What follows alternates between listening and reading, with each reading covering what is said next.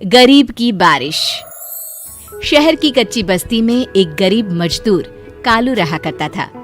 कालू के घर में उसकी पत्नी जानकी थी। जानकी लोगों के घरों में झाड़ू पोछा करके कुछ पैसे कमा लेती थी और वहीं कालू किसी तरह मेहनत मजदूरी करके 2 वक्त की रोटी का जुगाड़ कर लेता था। कुछ दिनों से हो रही बारिश के कारण कालू की मजदूरी बंद हो गई थी। अरे जानकी, इस बार तो बरसात ने हद ही कर दी, रुकने का नाम ही नहीं ले रही। कुछ समझ में नहीं आ रहा, अगर इसी तरह काम पर नहीं गया तो 2 वक्त की रोटी का जुगाड़ कैसे होगा। अरे तुम चिंता क्यों करते हो, बारिश का क्या है, 1 आध दिन में रुक जाएगी और उसके बाद में फिर से काम शुरू हो जाएगा। अरे 3 दिन तो हो गए, बरसात तो रुक ही नहीं रही है और आगे भी रुकने के कोई आसार नहीं दिख रहे। तो क्या हुआ, तुम्हारा काम बंद हुआ है ना? मैं तो अभी भी लोगों के घर झाड़ू पोछा करने जाती ही हूँ।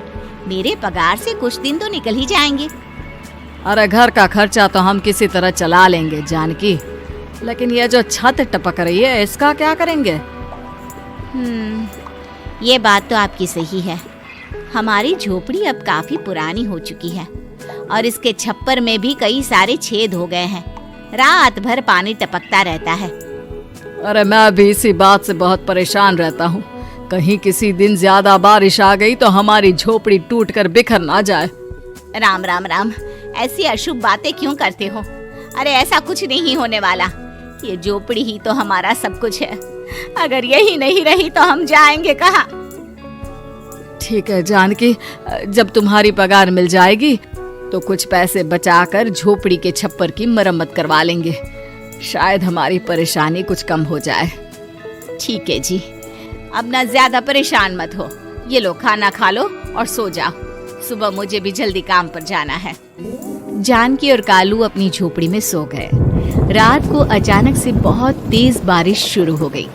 धीरे धीरे बारिश का पानी कालू की बस्ती में भरने लगा। पानी भरते भरते झोपड़ी के बाहर तक पहुंच गया था। सुबह के वक्त जब कालू और जानकी सोकर उठे, हे भगवान, ये क्या हो गया? बारिश का पानी तो हमारे घरों तक पहुंच चुका है। अब मैं काम पर कैसे जाऊंगी? रहने दो जानकी, तुम आज काम पर मत जाओ।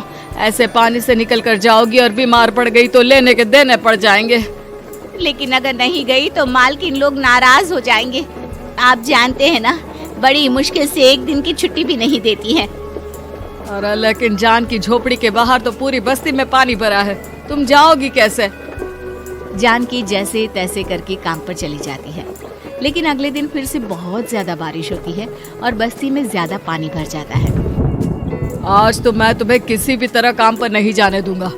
अरे अगर तुम्हें कुछ हो गया तो क्या होगा?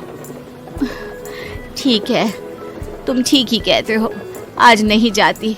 अगर मालकिन नाराज हो गई तो मना लूंगी किसी तरह। अरे मनाने वाली क्या बात है? जब तुम बताओगी कि हमारी झोपड़ी में पानी भर गया है तो वो खुद ही समझ जाएंगे ना। अगले 2 दिन तक तेज बारिश होने की वजह से जानकी, कालू और आसपास की बस्ती में रहने वाले सभी लोगों के घरों में पानी भर जाता है, जिसकी वजह से जानकी काम पर नहीं जा पाती। और 3 दिन के बाद जैसे ही जानकी काम पर पहुंचती है, कहाँ थी तुम? पिछले 3 दिनों से काम पर क्यों नहीं आई?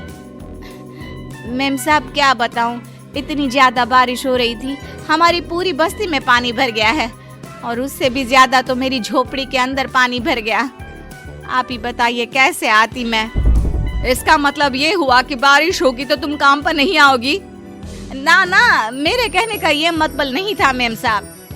तुम जानती भी हो 3 दिन से कितनी परेशानी हो रही है मुझे।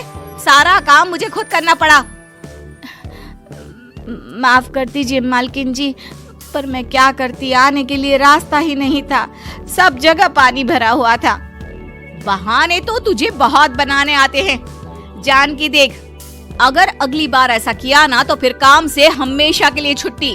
अरे ना ना मालकिन, ऐसा मत कीजिए। बारिश की वजह से मेरे पति की मजदूरी भी छूट गई है। बड़ी मुश्किल से घर में 2 वक्त खाने की रोटी का जुगाड़ हो पाता है। आप मुझे काम से निकाल देंगे तो हम क्या खाएंगे? अगर इतनी ही चिंता है तो फिर रोजाना काम पर आया करो। चलो अब जल्दी से जाकर घर का सारा काम करो। बारिश रुकने का नाम ही नहीं ले रही थी। पूरे शहर में बाढ़ जैसे हालात बन गए थे, लेकिन नौकरी जाने के डर से जानकी किसी तरह रोज काम पर जाती थी। एक दिन जब जानकी काम करके अपने घर लौट आई तो अचानक उसकी बस्ती में कुछ लोगों का शोर सुनाई दिया। अरे लगता है बाहर कुछ हुआ है, मैं जाकर देखता हूँ। हाँ हाँ, पता तो कीजिए, ये बस्ती में लोग इतना शोर क्यों कर रहे हैं। बाहर जाकर कालू ने एक आदमी से पूछा। अरे क्या हुआ भाई, इतना शोर क्यों मचा रहा है? अरे क्या बताए भैया, अपने बस्ती के बाहर एक पुल टूट गया है और वहाँ पर एक कार फंसी है। थोड़ी देर में अगर किसी ने नहीं बचाया ना तो वो कार पानी में बह जाएगी। ये क्या कह रहे हो भैया, कार के अंदर कोई है क्या? हाँ, कोई औरत बैठी है अकेली है, बहुत रो रही है बेचारी, मदद के लिए बुला रही है। अरे तो हमें जाकर उनकी मदद करनी चाहिए ना। अरे लेकिन इसमें बहुत खतरा है, हमें अपने आप को बचाना चाहिए, पानी कभी भी हमारी बस्ती की तरफ आ सकता है। अरे तुम्हें नहीं चलना तो मत चलो, लेकिन मैं तो जाकर उस औरत की मदद जरूर करूंगा। कालू उस जगह पर पहुंचता है जहां वो औरत कार में फंसी हुई थी। वहां पर पानी का बहाव बहुत तेज था और सारा पानी कालू की बस्ती की तरफ ही आ रहा था। कालू ने एक बड़ी सी रस्सी को पेड़ से बांध दिया और दूसरे सिरे को कार की तरफ फेंक दिया और उस औरत को रस्सी के सहारे बाहर आने के लिए कहा। तभी वहां जानकी भी दौड़ती हुई आई। अरे ये तो मेरी मालकिन है, जिनके यहाँ मैं काम करने जाती हूँ। अरे मैडम जी, आप डरिएगा मत, आपको कुछ नहीं होगा। आपकी गाड़ी को भी मैंने रस्सी से बांध दिया है। थोड़ी देर में पानी का बहाव कम हो जाएगा, फिर हम आपकी कार को भी बाहर निकाल लेंगे। क्या तुम जानकी के पति हो? हाँ हाँ, जानकी मेरी ही पत्नी है, आपके यहाँ काम करती है ना। लेकिन मेम साहब, आप यहाँ पानी में कैसे फंस गई? अब क्या बताऊं, मैं अपनी सहेलियों के साथ पिकनिक पर गई थी, वहीं से लौट रही थी। अचानक पानी का बहाव तेज हो गया और मेरी गाड़ी फंस गई। अरे कोई बात नहीं मालकिन, अब ना आप बिल्कुल सुरक्षित हैं। मैं तो बहुत बुरी तरह डर गई थी, कब से मदद के लिए चिल्ला रही थी, लेकिन कोई मेरी मदद के लिए नहीं आया। भला हो तुम्हारा पति का जिसने मेरी जान बचा ली। लेकिन जानकी, मैंने तुम्हारे साथ बहुत गलत व्यवहार किया। इतने खराब मौसम और बाढ़ में भी तुम्हें काम पर आने के लिए कहा, नौकरी से निकालने की धमकी भी दी, और तुमने मेरी जान बचाई। मुझे माफ कर दो। अरे कोई बात नहीं मालकिन, आपकी जान बचाना तो हमारा धर्म था। देखो जानकी, तुम्हारी झोपड़ी में जो भी नुकसान हुआ है उसके लिए मैं तुम्हें पैसे दूंगी। आज तुम्हारे पति ने मेरी जान बचाई है और आज के बाद मैं तुम्हें कभी भी नौकरी से निकालने की धमकी नहीं दूंगी। आज मैं तुम्हारी परेशानी को अच्छी तरह समझ चुकी हूँ। हम जैसे पैसे वाले लोगों के लिए अपने घर में बैठकर बारिश का मजा लेना बहुत आसान है, लेकिन तुम गरीब लोगों के लिए बाढ़ और बारिश काफी परेशानी खड़ी कर देते हैं। ये बात मुझे आज अच्छी तरह समझ आ गई है। आपका बहुत बहुत धन्यवाद मालकिन।